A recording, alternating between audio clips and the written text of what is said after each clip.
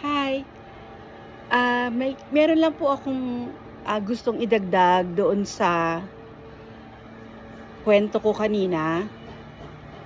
Dahil yung katulad ng sinabi ko sa inyo, yung pagkatapos kong magdasal at hiniling ko sa Panginoon na pabilisin na ang araw at ang oras, hindi po yan mararamdaman ng mga mas karamihang mga tao ngayon.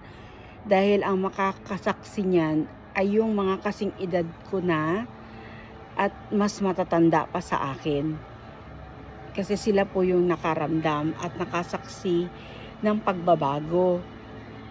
Dahil yung mga tao nung bata pa ako, nang naririnig ko na mga sinasabi ng mga tao na bakit ang bilis-bilis ng araw? Ba't ang bilis-bilis ng oras ngayon?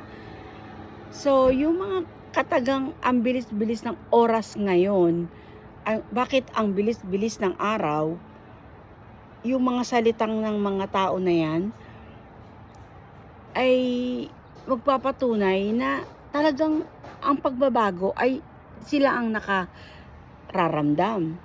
Ako po, bata pa rin naman ako noon, grade 2. Grade 2 ako, 7 years old lang ako eh.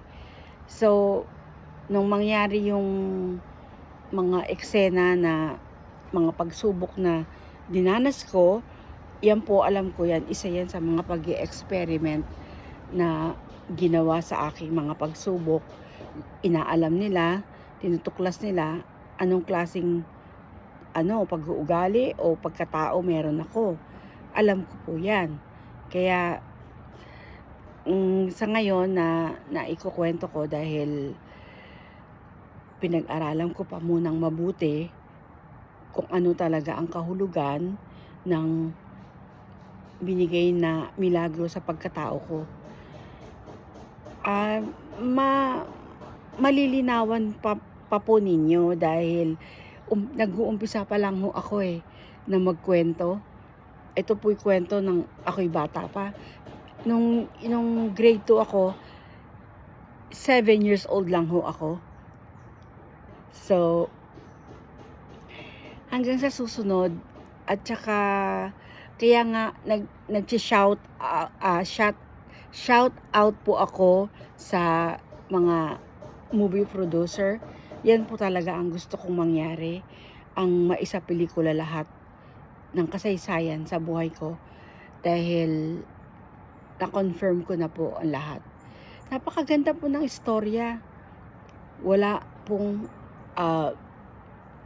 sisisihin, wala pong kung sino man ang mga nagsigawa sa akin ng mga bagay na alam niyo na, hindi naman mangyayari ang mga bagay-bagay na tong mga naganap sa buhay ko kung hindi merong mga taong nagsigawa. So, basta itutuloy-tuloy ko lang ang pagkukwento at para maunawaan ninyo ang lahat ng mga karanasan, ang lahat ng mga pinadanas sa akin. Pero ang alam ko, yan po lahat ay pinahintulot ng Panginoon. Dahil meron po siyang gustong ipatunay sa aking pagkatao. Nandito po ako sa labas. Kung naririnig nyo, may eroplanong dumaan. So, gusto ko makita nyo ito po yung bahay na tinitirahan ng aking client ngayon. So, ito po siya. Yan, aakyat tayo ng hagdanan ng ilang step para papunta dito sa labas. Yan. Yan po. Yan. Dito po siya nakatira. Ito po dito niya ginagarahe ang kanyang kotse. Dito, wala po ngayon yung sasakyan dahil ginagamit ng kanyang anak. So, ayan po. Nakita nyo?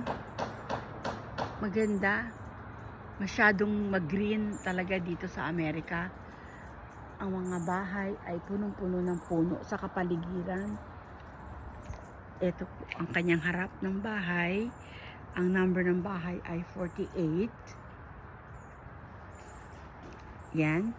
Ngayon, papasok na po ako. Bababa tayo ng hagdan. May ilang step papunta dito sa loob ng bahay niya. Ito po ay patio na nilalakaran ko. Papunta po sa pintuan ng bahay ng client ko. Ito na po tayo sa pinto.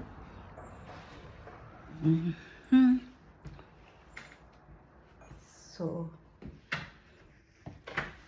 yan, nandito na po ako sa loob ng bahay. So, yun lang po.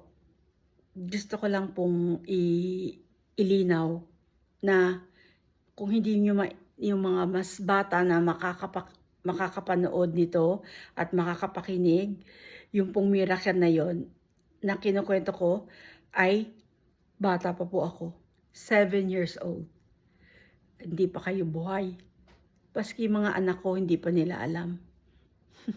Pero nangyari po talaga yan. Alam nyo yun, yung mga mas matatanda sa akin. Okay. Kita nyo? Ang ganda-ganda ng istorya ng buhay ko. Kaya inuumpisahan ko, sana merong magkagusto na mga movie producer. Mapapag-usapan po natin kung gaano natin papagandahin. Basta ang lahat lang ng totoo, yun po ang gusto kong mangyari. At kinukwento ko na nga po unti-unti. Diba? Ang ganda dahil may isang bata na ganun sinusubok sa school. O tapos nagdasal, may mga miracles. Ang ganda po ng istorya. Sana merong magkagusto dahil yun ang gusto ng Panginoon. Nag-aantay lang po ako dahil kung anong gusto ng Panginoon, yun po ang sinusunod ko. Okay. Hanggang sa susunod. Bye. Yung karugtong ulit. Ang susunod, that was my grade 2. Susunod, grade 3 and grade 4. Ikukwento ko sa inyo kung anong mga pangyayari ng panahon ng grade 3 at grade 4. Okay. Bye. Thank you.